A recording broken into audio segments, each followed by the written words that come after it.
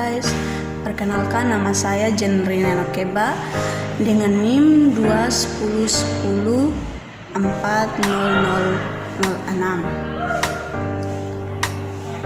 Program studi Biologi Fakultas Keguruan dan Ilmu Pendidikan Universitas Nusa Cendana Kupang. Nah, di video kali ini bertujuan untuk memenuhi tugas perencanaan pembelajaran. Nah, di sini saya akan membahas tentang strategi pembelajaran. Nah, sebelum itu kita harus mengetahui pengertian dari strategi pembelajaran.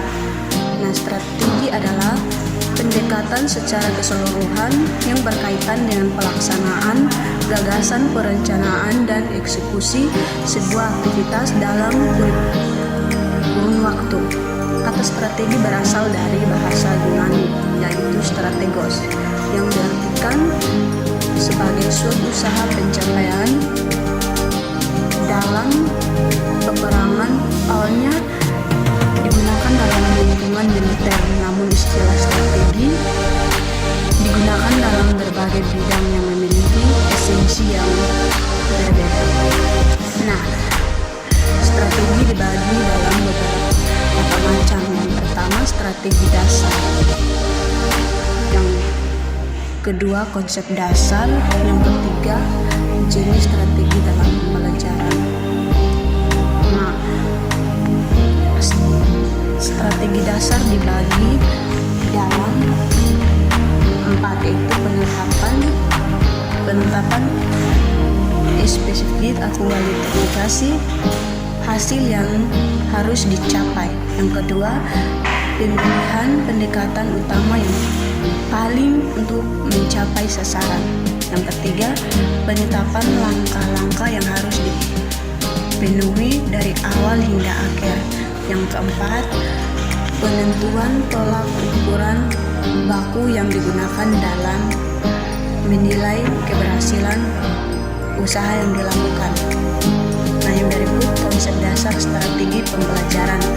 Konsep dasar strategi pembelajaran mengajar ini mencakup hal-hal sebagai berikut. Yang pertama, menetapkan spesifikasi dan kualifikasi berupa perilaku pembelajaran. Yang kedua, penentu pilihan berkenaan dengan pendekatan terhadap masalah belajar mengajar. Yang ketiga, norma dan kepengaan keberhasilan kegiatan belajar mengajar. Nah, yang ketiga, jenis-jenis strategi dalam pembelajaran. Yang pertama, strategi pengorganisasi pembelajaran. Yang kedua, strategi penyampaian pembelajaran. Yang ketiga, strategi pengelolaan pembelajaran. Nah, yang berikut beberapa istilah dalam strategi pembelajaran. Yang pertama, metode. Nah, metode merupakan upaya untuk mengimplementasikan rencana yang sudah disusun dalam kegiatan agar tujuan yang telah disusun tercapai secara optimal. Yang berikut, dekat atau mendekati.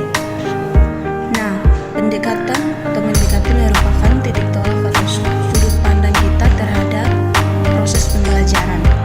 Strategi dalam metode pembelajaran yang digunakan bersusun atau tergantung dari pendekatan tertentu. Yang berikut, teknik.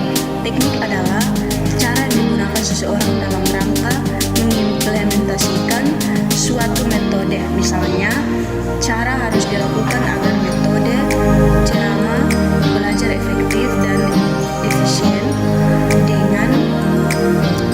Dengan demikian, sebelum seseorang melakukan proses ceramah, sebaiknya memperhatikan kondisi dan situasi. Yang berikut, taktik. Taktik adalah gaya seseorang dalam melaksanakan suatu teknik atau metode tertentu.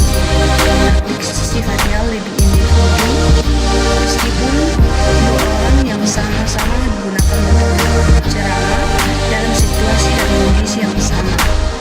Yang berikut, sasaran kegiatan belajar mengajar. Yang pertama, aspek kepribadian peserta didik seperti yang pertama, kecerdasan dan bakat khusus. Yang kedua, presentasi sejak permulaan sekolah. Yang ketiga, perkembangan jasmani dan kesehatan. Yang berikut, tahap dalam strategi pembelajaran. Nah, tahap pertama, tahap prainstruksional. Yang kedua, tahap instruksional. Yang ketiga, tahap evaluasi dan tindak lanjut. Nah, yang berikut, metode pembelajaran yang bisa digunakan untuk mengimplementasikan strategi pembelajaran. Yang pertama, metode ceramah. Yang kedua, metode demonstrasi. Yang ketiga, metode diskusi. Yang keempat, metode simulasi. Yang kelima, metode tugas dan prestasi. Yang berikut, strategi pemilihan pembelajaran. Yang pertama, tujuan pembelajaran. Berdasarkan indikator dalam lokasi, tujuan pembelajaran dapat dirumuskan. Tujuan pembelajaran mengandung mandiri peserta didik, perilaku yang harus dimiliki. Yang kedua, aktivitasi dan pengetahuan awal siswa. Yang ketiga, integrasi bidang studi pokok bahasa. Sekian dan terima kasih.